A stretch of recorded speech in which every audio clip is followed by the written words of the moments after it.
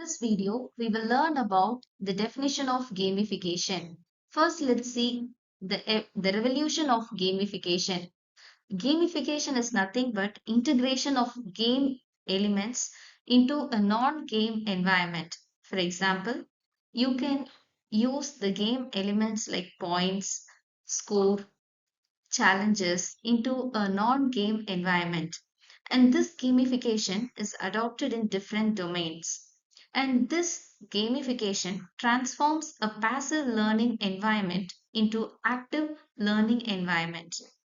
So this gamification can increase participation, motivation, and also engagement among the learners.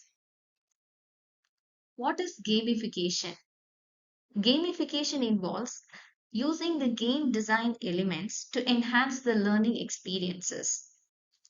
These learning elements improves the learning environment and makes the learning a very fun and interesting experience.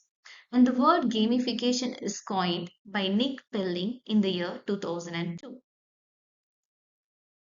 The formal definition for gamification.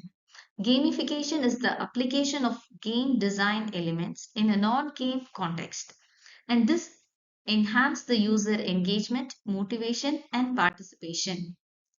Now let's see the neuroscience of gamification.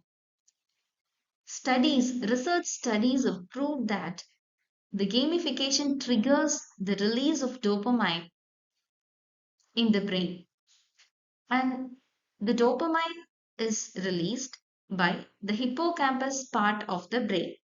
The hippocampus part of the brain is responsible for remembrance, that is, moving the things from the short term memory to the long term memory. And the hippocampus promotes the storage of new information into the long term memory. So, when we use gamification in a learning environment, the participants can learn and this information can be retained in the long term memory. What are the key game elements used in gamification? Points, badges, leaderboards, levels, challenges. All these are the different elements used in gamification. Points, otherwise score. So when we have a quiz assessment, when the player plays the game, when the player is giving the correct answer, you can increase the score. And you can also have badges. So badges, for example, in HackerRank, we can see badges. So this badge is an award and it is a recognition of the performance. And leaderboards. So when we have a multiplayer game, you can have a leaderboard to list down the top 10 players, or you can list down even all the players. So that will create a motivation and the player can compare their status and they can improve themselves. And the levels. So when you can have different levels, for example, a new learner can be in a beginner level and an advanced learner can be pushed on to the pro level. Challenges. So only when we have challenges, for example, when we conduct a quiz assessment, you can have a timer. Based on the time they take, you can give the score.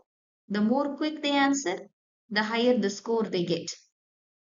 Also, in a gaming environment, you can have a progress bar so that the player can track how much they have completed, how much yet to be done, and also a feedback based on their performance. Like after conducting an assessment, you can tell about their performance, how much they have answered correctly, how much they have answered with wrong answers, and all these things can be given to the user.